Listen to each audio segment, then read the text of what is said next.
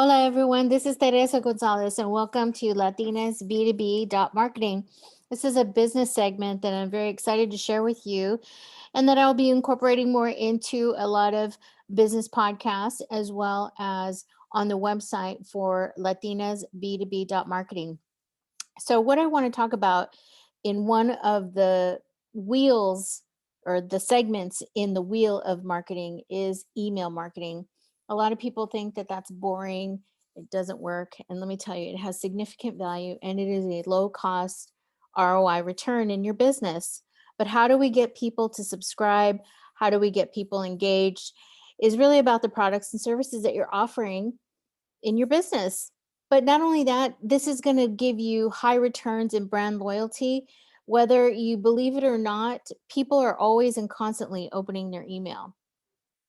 So, one of the things that we talk about in the email marketing spoke of the marketing wheel is that 58% of people do read their email in the morning. I know for one, in the morning when I wake up, it's a really bad habit, but I try not to read my email first thing in the morning, but I do block out a segment of my day to actually get to email and respond to them before I actually get into the depth of my client's business and start putting out a lot of the structure that I will present within the day or the week. 4.4 billion users will be using more email by 2024. And that's a little crazy when you think about the amount of data that is being presented to us on a constant basis. But this is something that people will be tracking because you do want to check for special offers. You do want to see if you provide your information that you will be getting something in return. A lot of people open their email throughout the day at work on their desktop, but also it's growing that more people are opening their email by mobile. So it's really important that you have optimized your email content as well as the platform that you're using that will enable that mobile read.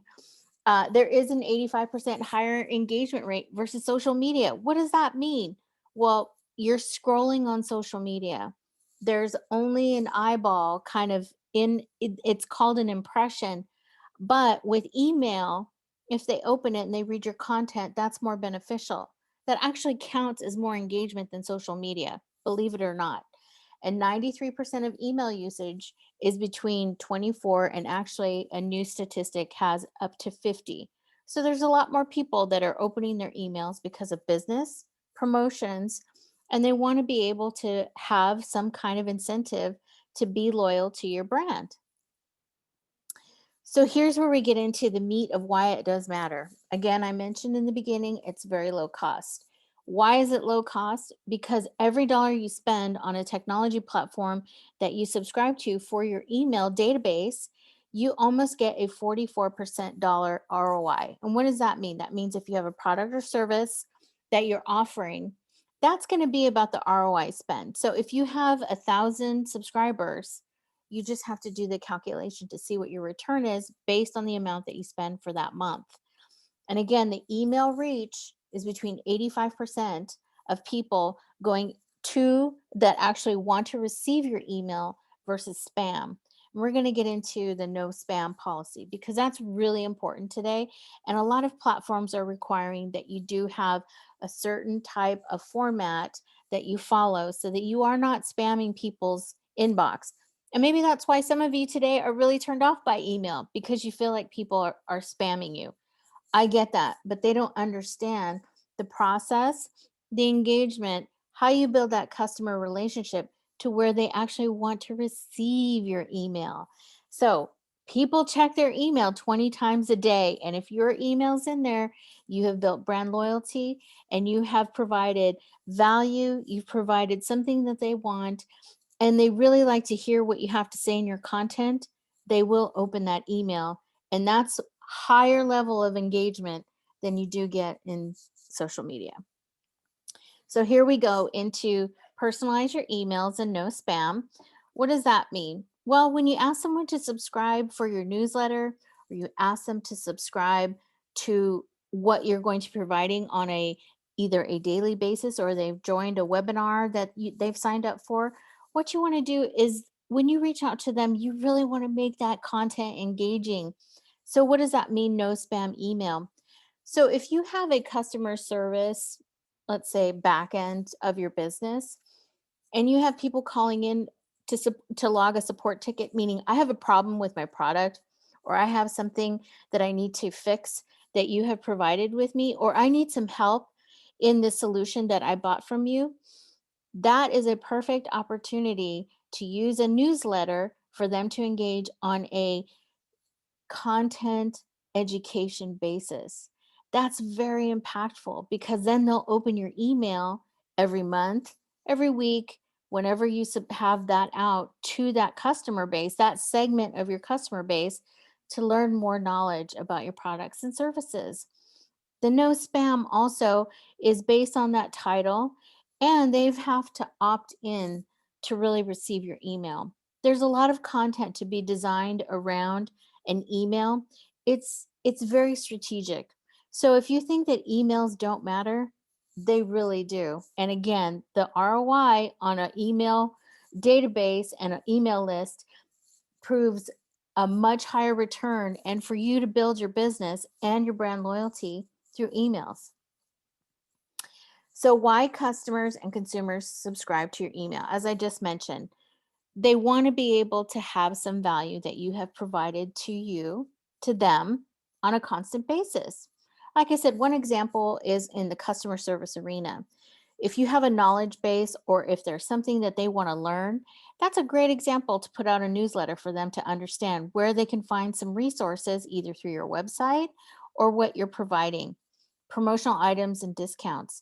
If you have merchandise, if you're having an event that comes up, or you're partnering with somebody where they're going to receive a discount on some of those products, or maybe an educational workshop, that's an awesome opportunity to provide just to your people that have subscribed on the email. They can share it with you or share it with other customers, I should say, or post it to an IG post that they have that promotional content. But that's just another way to promote it.